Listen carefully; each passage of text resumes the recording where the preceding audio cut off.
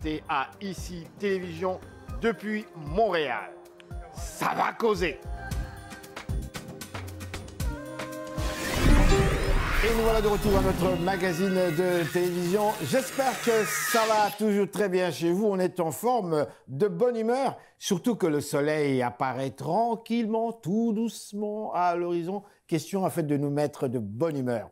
Aujourd'hui, nous allons faire un tour en République démocratique du Congo. Nous recevons un invité qui est avec nous ici au Canada, M.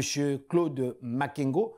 Nous allons parler avec lui des faits saillants de l'actualité en République démocratique du Congo. Comme vous le savez, il y a un nouveau gouvernement qui est là depuis déjà quelques jours, évidemment sous le leadership de l'actuel président, le président Félix-Antoine Tshisekedi. Nous avons avec nous M. Claude Makengo, qui est membre de la diaspora congolaise au Canada et qui nous parle justement sur ces faits saillants de l'actualité politique en République démocratique du Congo. Monsieur Makengo, bonjour. Merci de votre présence à l'émission. Bonjour, M. Ngaka. Comment ça va? Et à tous nos téléspectateurs. Alors, écoutez, ça nous fait grand plaisir de vous recevoir à l'émission ici. Vous suivez comme nous l'actualité dans ces pays. Je vous laisse nous commenter. Selon vous, quels sont les faits saillants actuellement en ce qui concerne l'actualité en RDC?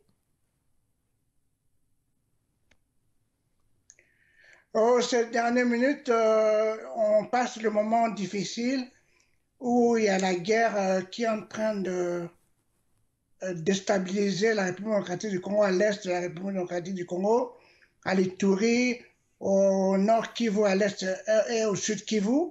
Donc, nos combattants, nos militaires, ils sont en train de repousser la rébellion. C'est ce que nous comptons, que nous puissions stabiliser les pays suite au leadership du président Félix Tshisekedi Tshilombo. Alors dites-moi, comment expliquez-vous cette rébellion quand on part du fait qu'il y a eu des élections dans ce pays africain? Il y a eu un gagnant, on le connaît, il s'appelle Félix-Antoine Tshisekedi, c'est l'actuel président. Et aujourd'hui, vous nous parlez de rébellion. Comment expliquez-vous cela?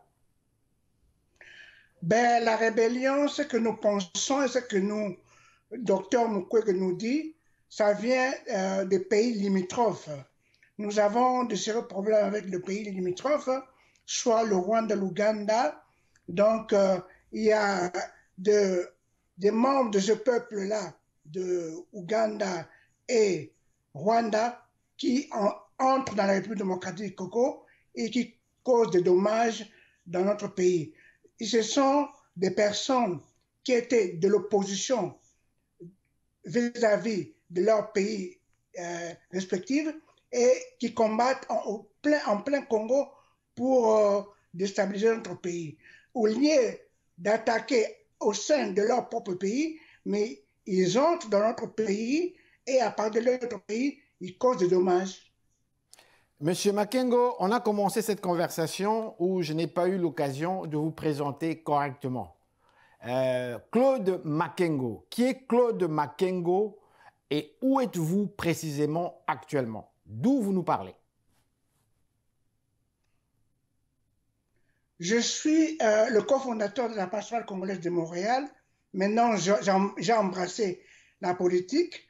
J'étais l'année passée, vers le mois d'octobre en 2020, pour mettre sur pied mon parti politique qui s'appelle POM, Parti des ouvriers en mouvement, on sigle POM comme je disais. Donc, nous comptons mettre sur pied ce parti au pays pour mieux militer et défendre les intérêts du peuple congolais. Qui est Claude Makengo au Canada? Le monde, le public montréalais veut vous connaître.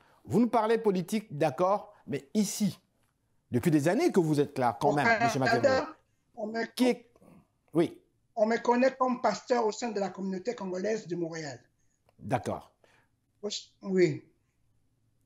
Au sein du ministère, l'Église missionnaire de l'Ambassadeur de Christ.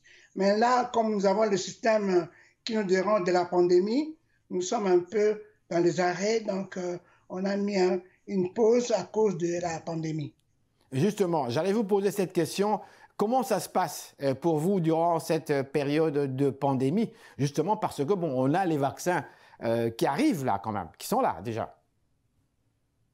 Oui, c'est vrai qu'il y a des vaccins qui arrivent, mais il y a toujours les sanctions qu'on nous impose, nous les religieux, en nous imposant 25 personnes dans le lieu de culte, alors que les églises où il y a une centaine de personnes, donc on se sent un peu pénalisé. On compte qu'on puisse ouvrir cette sphère-là, d'élargir un peu le nombre de membres au sein de nos réunions. Est-ce qu'il y a eu des nombreux décès au sein de votre communauté, selon vous? Au sein de la communauté congolaise, il n'y a eu pas assez de morts. Gloire à Dieu, on était épargnés et tout. Mais l'année passée, j'ai assisté à l'enterrement d'un jeune homme de 21 ans qui nous a laissés. C'était un peu difficile pour nous de voir un jeune Congolais passer à cause du coronavirus. Alors, je reviens maintenant sur l'actualité en RDC. En dehors de la guerre comme telle à l'est de la République démocratique du Congo, le pays continue, le pays évolue. Il y a également des changements qui se font sur le plan de la justice et il y a également des changements que l'on perçoit sur les constructions, sur le développement en fait de ce pays. Quel est votre commentaire là-dessus? Concernant la justice, deux fois c'est un peu deux poids, deux mesures. Il y a des personnes où ils sont interpellés, qui se présentent pas, qui se présentent pas, on le laisse faire. Il y a d'autres personnes qui sont arrêtées et puis donc il faut vraiment qu'on puisse stabiliser un peu le système judiciaire au Congo par rapport aux personnes interpellées. Donc il y a d'autres personnes qui sont interpellées qui ne se pointent pas à la convocation.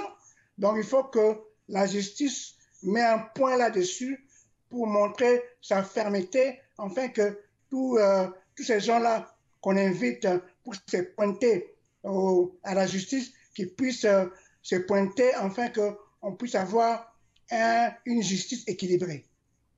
Justement, mais oui. Pour le développement du pays, j'étais l'année passée à Kinshasa, j'ai vu comment on a construit les viaducs, ici qu'on appelle des viaducs. Là-bas, on appelle ça les sautes-moutons, j'ai vu. Mais il y a beaucoup de problèmes d'embouteillage parce qu'il n'y a pas assez vraiment de routes viables. Donc, il faut vraiment penser pour l'autoroute parce que sans les routes, on aura des problèmes pour le développement. Il y a aussi des problèmes d'eau, il y a aussi des problèmes d'électricité. Donc, il faut qu'on puisse s'ajuster à ce niveau-là pour que le pays prenne son envol. Dites-moi, la communauté congolaise, elle est vaste, elle est grande. Dites-moi, quel est le sentiment, selon vous, qui persiste actuellement au sein de cette communauté? Avez-vous réellement l'impression que la diaspora congolaise suit réellement les événements en cours en RDC? Avez-vous réellement le sentiment que la diaspora congolaise est prête aujourd'hui à participer de manière très concrète au développement de ce pays africain? La diaspora congolaise a un mot à dire pour le développement de notre pays, parce que nous sommes les premiers investisseurs, nous sommes ceux qui envoient plus d'argent au pays via les West Union, des choses comme ça. On envoie dans nos familles l'argent, nous comptons beaucoup faire de bonnes choses dans notre pays. La diaspora congolaise compte, nous militons beaucoup pour qu'il y ait la transparence dans tout ce qui se passe au pays, pour que le peuple qui sont dans la diaspora soit considéré. Le président Félix, il a dit qu'on doit adopter une loi pour la double nationalité. Ça sera une bienvenue pour nous qui sommes dans la diaspora, parce que nous sommes ici on nous a adoptés ici, et que notre pays d'origine, si on nous ouvre des portes, en fait que nous retournions pour faire quelque chose de positif, ce sera génial pour notre pays, le beau Congo. Alors, M. Makengo, je dois vous remercier infiniment d'avoir participé à cette émission. et je vais vous souhaiter une excellente journée. Est-ce que vous avez un mot de la fin à ajouter si vous désirez vous adresser directement auprès de la diaspora congolaise de Montréal? Ce que je peux rajouter auprès de la diaspora congolaise, unissons-nous, soyons forts, soyons unis pour que nous puissions mettre la main dans la pâte afin de soutenir le pays, le gouvernement qui est en place pour que nous puissions voir le ressort, le développement de notre pays, pour que nous puissions voir que nos peuples puissent s'en sortir de la misère. Il faut que nous, les gens de la diaspora, nous puissions retourner au pays, si c'est possible, pour contribuer au développement de notre pays. Je crois que la porte est ouverte pour le gouvernement de Sama Lukonde, pour le peuple congolais. Et je soutiens moi personnellement l'union sacrée de la République et je compte que le président Félix Tshisekedi conduise le pays avec un bras de fer pour que nous puissions sortir vraiment le pays de ce bourbier de guerre à l'Est et tout ça, et que nous puissions voir le développement du pays et que le pays puisse prendre son élan. Merci beaucoup. Encore une fois, merci beaucoup, M. Makengo. Merci, très bonne journée.